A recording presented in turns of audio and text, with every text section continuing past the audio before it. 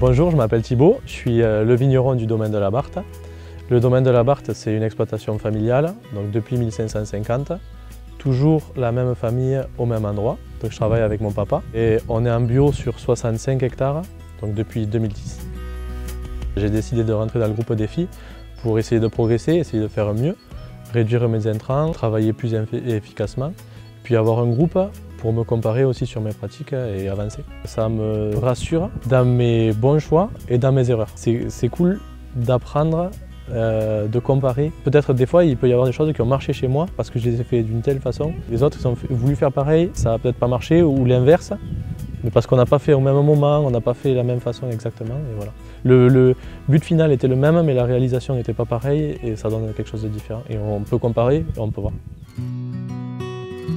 Depuis le début, on met des couverts végétaux donc pour essayer d'apporter de l'engrais naturel aux vignes, mais on essaie aussi de combiner en fait, les travaux, c'est-à-dire qu'on va faire plusieurs opérations en un passage. Économiser du temps, économiser de l'énergie. Nous, nos principales stratégies, ça va être d'utiliser des produits qui ne sont pas chimiques, c'est-à-dire qu'on va confuser nos vignes. C'est des phéromones qui vont repousser certains prédateurs, certains insectes. Donc nous on travaille avec du cuivre et du soufre. L'objectif c'est d'installer un couvert végétal aussi pour avoir une meilleure vie du sol mais aussi apporter un engrais naturel. Et on essaie de le faire le plus possible en semi-direct, c'est-à-dire qu'on va essayer de ne pas travailler le sol avant et de semer directement dans la terre en fait.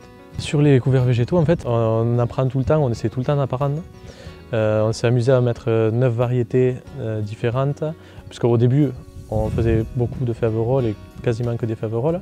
On a essayé d'autres pratiques, c'est-à-dire mettre d'autres choses, des radis chinois, des vesses, des pois, et essayer de créer vraiment quelque chose de complet. On voit que c'est assez compliqué et qu'en général il y a des variétés qui prennent le dessus sur d'autres, alors que vraiment la faverolle, on est sûr que ça marche, ça fonctionne. Sur certaines parcelles, on risque de repasser à faire des radis ou plutôt des plantes qui vont avoir un racinaire profond et qui vont travailler profondément. En fonction des parcelles, en fait, on adapte.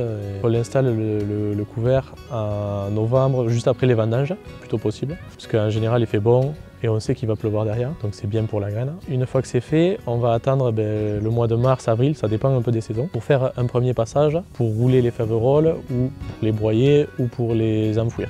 Ce qui est intéressant, et c'est pour ça qu'on le fait aussi, c'est qu'on peut rouler assez vite. On n'utilise pas d'herbicides, on n'utilise pas de produits chimiques pour détruire l'herbe. Donc notre premier passage, on va le faire assez rapidement et assez grossièrement, avec ce qu'on appelle des disques émoteurs. Donc on va soulever la terre. Et cette opération, on va la faire en même temps qu'on roule les faverolles, parce que c'est deux opérations qu'on peut faire à assez grande vitesse. Donc on ne perd pas de temps et on arrive à faire un premier travail pour nettoyer le sol et pour éviter la concurrence de l'herbe efficacement et rapidement.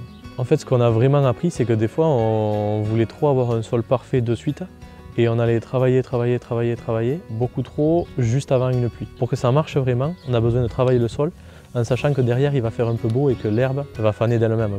En fait, d'aérer ses racines et de les mettre au soleil et de les sécher complètement, là, on va tuer l'herbe. Le roulage ou la destruction, on va le faire avant que la fève sorte de la plante. En fait. Le but, c'est de capter l'azote dans l'air par la faverolle, de la restituer au sol, mais que cette plante-là, elle ne l'utilise pas pour produire son fruit, en fait, sa fève. On va la détruire juste avant ça et garder le plus possible d'azote. Ensuite, on va certainement l'enfouir dans le sol, c'est-à-dire qu'on va travailler le sol une fois pendant l'été, parce que du coup, on va limiter la concurrence de l'herbe pour la vigne, et en plus, si c'est une année sèche, la vigne aura plus d'eau pour elle, parce que ce n'est pas l'herbe ou la faverolle qui va lui prendre.